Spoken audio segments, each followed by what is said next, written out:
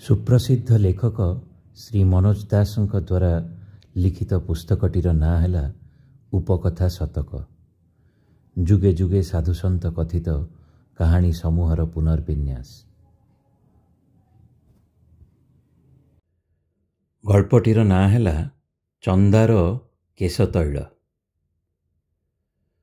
महिम तार गहल केशराशि पाई मने मने बेश गर्व करुଥାଏ, किंतु ता बोली से गर्वी पदवाच्य नथिला। भारी भल स्वभावर युवक, सुदर्शन सुगठित चेहरा। गाँ लोके ताकू भारी भल पाउथिले। थरे गाँ को आसी थांती जणे साधु, जेतिकी ज्ञानी सेतिकी सदय। समस्ते तांकू भक्ति श्रद्धा करुथांती। महिम तांको प्रति भारी आकर्षण अनुभव करुଥାଏ और तांकर सेवा भी करुଥାଏ। दिने साधु चाली जीवाकू सजबाज हेले।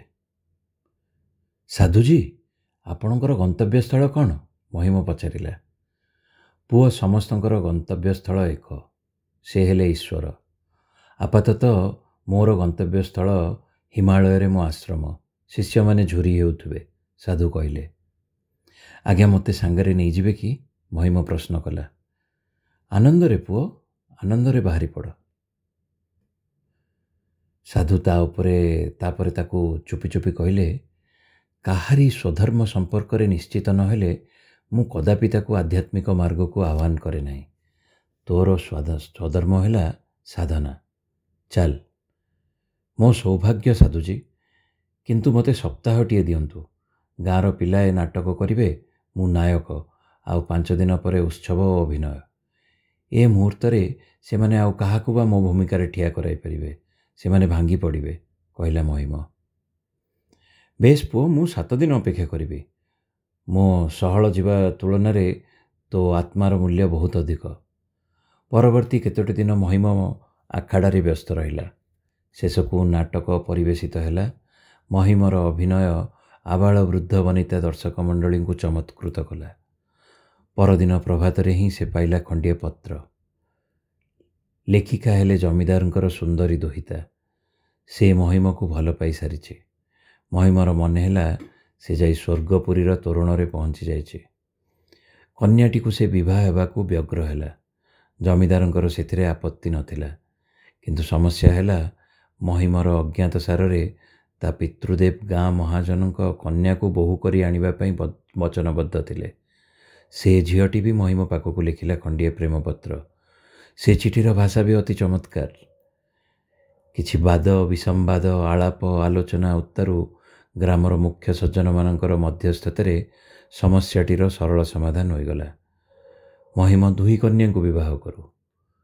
महिम जाई साधु को कहला, बाबा, मोर मने हुए किछि दिन पई गृहस्थ भाव में जीवन यापन करिबा मो पई उत्कृष्ट, किंतु मु प्रतिश्रुति देउछि यथाशीघ्र संसाररू खसी जाई आपणक पाखरे हाजर हेबी। मुंड तलकू करी से अनुच्च कंठरे पुणी कहला, मोर तो पुणी हृदय अच्छी।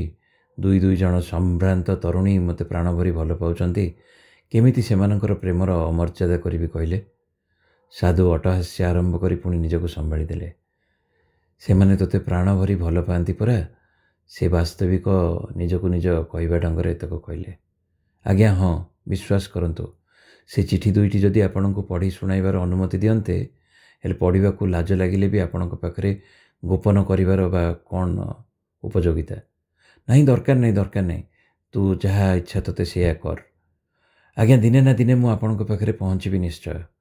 अरे बाबू, चंदा हवा परे आउ केश तैलर किबा प्रयोजन? साधु अन्य आड़े अनै कहले। चंदा हवा कथा कहउछंती आज्ञा? चमकी पड़ला महिम। बेले बेले ता हाथ ता कला मचमच विपुल केशराशि उपरकू थरे बुले आसिला। साधु चली गले। धूमधाम रे महिमर विवाह हैला 2टी सुंदरी सह। स्वर्गर द्वार देशरू किंतु नरकर द्वार देश को पहुँचवा 2 मास भी लगिला नहीं। 2 सुंदरी भितर कली दिन पर दिन प्रबल प्रबलतर है। महिम गत दिन सबको झुरी हुए, किंतु सेतिकी समय गड़ चलला। महिम हैला मध्यवयस्क। तार 2 स्त्री भितरू महाजन कन्याटी जमीदार कन्याठू बयस रे बड़। बड़ स्त्रीर केश सहल सहल धला हवाक आरंभ कला, किंतु सान केश काकवत कला थाए। ଥରେ ମହିମ ଅସୁସ୍ଥ ହୋଇ ଶଯ୍ୟାଶାୟୀ ହେଲା। ତା ଅବସ୍ଥା ହେଲା ଶୋଚନୀୟ। ତେବେ କ୍ରମେ ସେ ସୁସ୍ଥ ହେବାକୁ ଲାଗିଲା। ଲାଗିଗଲା 6ଟି ମାସ। ତାର ସେହି ଅବସ୍ଥା ବେଳେ ଜଣେ ନା ଜଣେ ସ୍ତ୍ରୀ ବୈଦ୍ୟଙ୍କ ପରାମର୍ଶ ଅନୁସାରେ ତାକୁ ଜଗି ରହୁଥାନ୍ତି। ଅବଶେଷରେ ଦିନେ ସେ ଉଠି ବସିଲା, ଚଲାବୁଲା କଲା ଓ ଗରମ ପାଣିରେ ସ୍ନାନ କରିସାରି ଦର୍ପଣ ଆଗରେ ଠିଆ ହେଲା। କିନ୍ତୁ ଇଏ କ'ଣ? ମୁଣ୍ଡରୁ ତାର ସମସ୍ତ କେଶ ଅନ୍ତର୍ହିତ ହୋଇଥିଲେ। ସେ ପ୍ରାୟ ଚିତ୍କାର କରି ଉଠିଲା। ଅବଶ୍ୟ ବୟସ ଏବଂ ଅସୁସ୍ଥତା ଥିଲା ଅର୍ଦ୍ଧେକ କେଶପତନ ପାଇଁ ଦାୟୀ, କିନ୍ତୁ ଅନ୍ୟ ଅର୍ଦ୍ଧେକ ଅନ୍ତର୍ହିତ ହେବାର ରହସ୍ୟ ହେଲା ଏହିପରି। ମହାଜନ କନ୍ୟା ତାର ପରିଚର୍ଚ୍ୟା କଲାବେଳେ ତା ନିଜ କେଶ ପାରୁଥିବା ଯୋଗୁଁ ମହିମ ମୁଣ୍ଡର କଳା କେଶତକ ଓପାଡ଼ୁଥାଏ। ତାହେଲେ ସ୍ୱାମୀ ତାଠୁ କମ୍ ବୟସ୍କ ଦେଖାଯିବେ ନାହିଁ। ଜମିଦାର କନ୍ୟାଟି ପରିଚର୍ଚ୍ୟା ସକାଶେ ବସୁଥିବା ବେଳେ ସ୍ୱାମୀ ମୁଣ୍ଡରୁ ସବୁ ଧଳା ବାଳତକ ନିର୍ମୂଳ କରେ। ଯେହେତୁ ତାର କେଶ କଳା, ଫଳରେ ଯାହା ଅନିବାର୍ଯ୍ୟ ତାହା ହିଁ ହେଇଥିଲା। ମହିମ ନୀରବରେ ଉପଲବ୍ଧି କଲା, ଦୁଇ ପତ୍ନୀ ଯାକ ନିଜେ ନିଜକୁ ହିଁ ଭଲ ପାଉଥିଲେ, ତାକୁ ନୁହେଁ। ମନେ ପଡ଼ିଲା ସାଧୁଙ୍କ ବିଦାୟ ବାଣୀ, ଚନ୍ଦା ମୁଣ୍ଡ ପାଇଁ କେଶ ତୈଳର ବା କି ପ୍ରୟୋଜନ? କଥାଟିର ଇଙ୍ଗିତ ବି ସ୍ପଷ୍ଟ ହୋଇଗଲା। ଏ ବିକଳ ଅବସ୍ଥାରେ ଆଉ ସାଧନା ପାଇଁ ବାହାରିବାର ବା ଶକ୍ତି ତାର କାହିଁ? ମଣିଷର ଆଧ୍ୟାତ୍ମିକ ଆସ୍ପୃହା ସହିତ ପ୍ରକୃତିର ମୋହ ତା ଉପରେ ଯେଉଁ ପ୍ରଭାବ ବିସ୍ତାର କରିଥାଏ, ସେ ଦୁଇ ଶକ୍ତି ଭିତରେ ଦ୍ୱନ୍ଦ୍ୱ ବହୁକାଳ ଅବ୍ୟାହତ କରିପାରେ।